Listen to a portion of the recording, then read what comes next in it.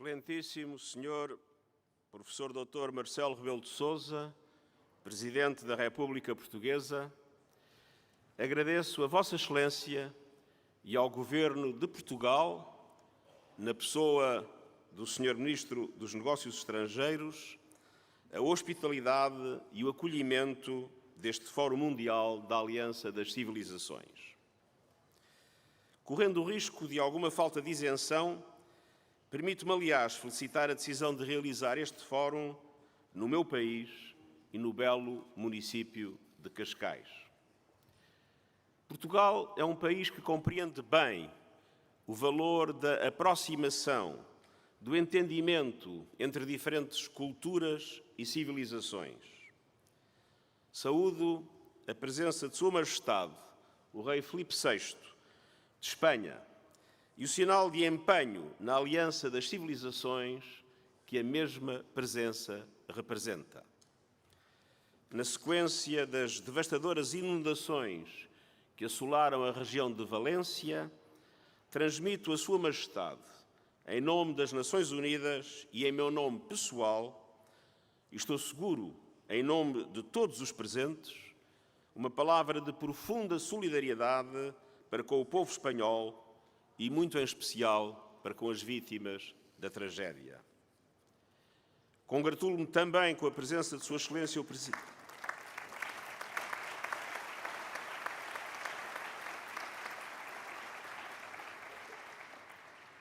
Congratulo-me também com a presença de Sua Excelência o Presidente da República de Cabo Verde, Dr. José Maria Neves.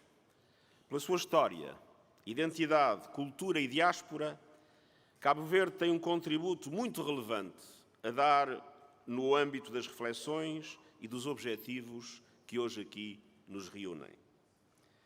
E agradeço aos governos de Espanha e da Turquia e ao grupo de amigos da Aliança o continuado apoio e empenho, bem como ao alto representante Miguel Moratinos, a liderança desta iniciativa. Nesta ocasião, para esta ainda homenagem à memória de Jorge Sampaio, um amigo, um estadista, um construtor de pontes e um lutador pela justiça social.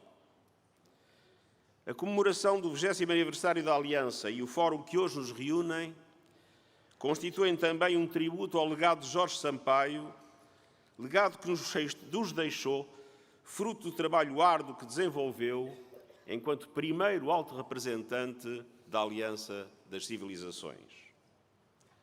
Saúdo a presença de todos os Estados aqui hoje representados, mas para além da presença de representantes e decisores políticos, constato também a participação de membros da sociedade civil, de grupos de jovens, de líderes religiosos e de vários outros atores. O vosso empenho, dedicação e trabalho conjunto são cruciais. Excelências, caras amigas e amigos, vivemos tempos muito difíceis. Infelizmente, em muitos locais do mundo, o tecido social está em acentuada pressão. Observamos estratégias cínicas, visando semear divisões e ampliar fraturas nas sociedades. Assistimos a uma onda de xenofobia, de racismo e de intolerância, com as redes sociais a serem exploradas como uma arma poderosa. E as tensões aumentam em várias frentes. Os direitos humanos estão sob ataque, a crise climática continua a agravar-se e sectarismos de vária ordem proliferam. Os conflitos e as guerras alimentam e acentuam cada uma destas ameaças. Face a este cenário, precisamos de paz. Acima de tudo, de paz. Paz na Ucrânia. Uma paz justa, em conformidade com a Carta das Nações Unidas, com o direito internacional e com as resoluções da Assembleia Geral. Paz em Gaza, com cessar-fogo imediato, a libertação imediata e incondicional de todos os reféns, a entrega eficaz e sem obstáculos de ajuda humanitária e o início de um processo irreversível rumo à solução dos dois Estados. Paz no Líbano, com a cessação das hostilidades imediatamente e a aplicação plena das resoluções do Conselho de Segurança. Paz no Sudão, com todas as partes a silenciarem as armas e a empenharem-se num caminho para uma paz duradouro. Em todo o lado, é imperioso defender a Carta das Nações Unidas e o direito internacional, incluindo os princípios de soberania, de integridade territorial e de independência política de todos os Estados. Excellencies, the absence of peace is leading to an erosion of trust in the multilateral system, in societies and in one another. Rebuilding trust is our essential task, and this makes the work of the Alliance of Civilizations more important than ever. I see 4 crucial areas where we must expand our efforts in communities, online, across cultures and institutions. First, we need to build communities of trust and belonging. These are the foundation of more peaceful, just and resilient societies based on human rights and dignity for all. Building trust and cohesion cannot be done by governments and institutions alone. We need voices and actions across all levels, including grassroots organizations, marginalized communities, local authorities, and religious groups. The role of religious leaders is especially crucial. We need meaningful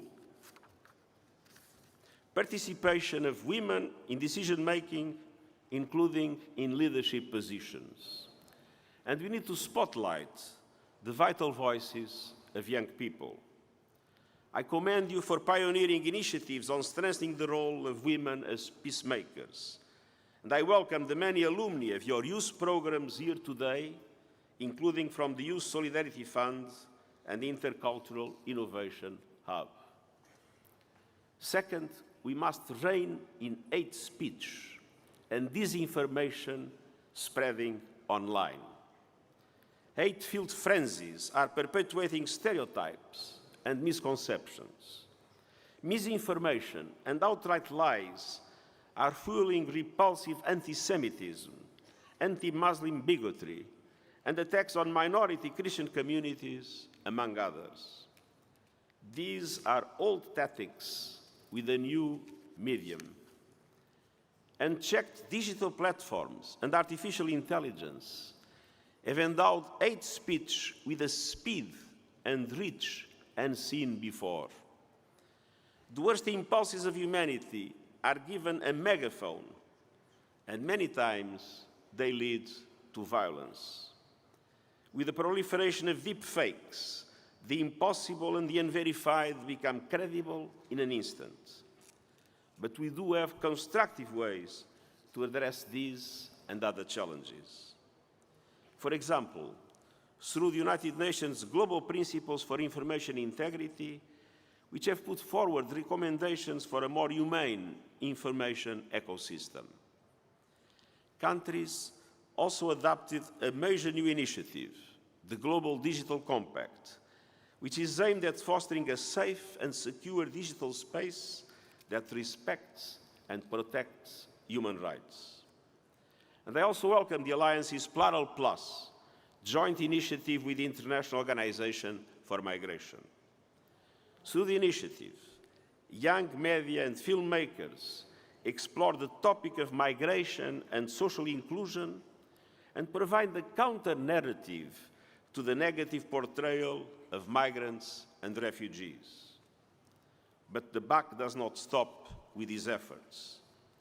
Big tech companies, advertisers, and media outlets must take responsibility for their role.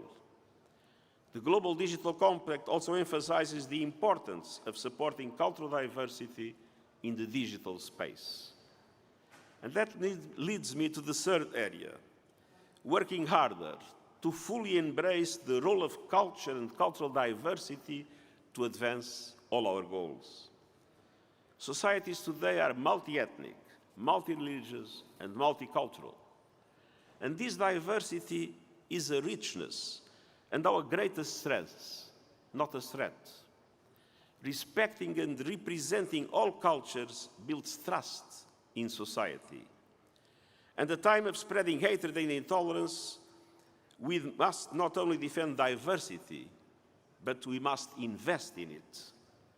Harnessed effectively, cultural diversity can be a powerhouse of ideas and innovation. Fourth, rebuilding trust calls for institutions that are more representative. More representative institutions mean more effective institutions. Yet today, multilateral peace and security tools and the global financial architecture are products of a bygone era. The Security Council is outdated and frequently paralyzed. Meanwhile, the international financial architecture does not reflect today's economy and has become inadequate and unfair. We need to keep working to strengthen global governance, and that is precisely the central tenet of the Pact of the Future adopted by consensus at the United Nations in September. And it calls for decisive steps towards updating and reforming international cooperation to make it more networked, more fair and inclusive. And the Pact also reinforces the call of the Alliance for inclusive, just societies rooted in human rights, respect for religious communities, and intercultural dialogue. Excellencies and friends, in these turbulent times, too many people are convinced that differences must define us. But the most powerful force of all is the recognition that we are more united by our common fate than divided by our distinct identities. And that is the essence of the United Nations and the raison d'être of the Alliance of Civilizations. Let's stand together with our shared faith in humanity. One planet, one human family, rich in diversity, equal in dignity and rights, and united in solidarity. I thank all of you for your leadership and your commitment.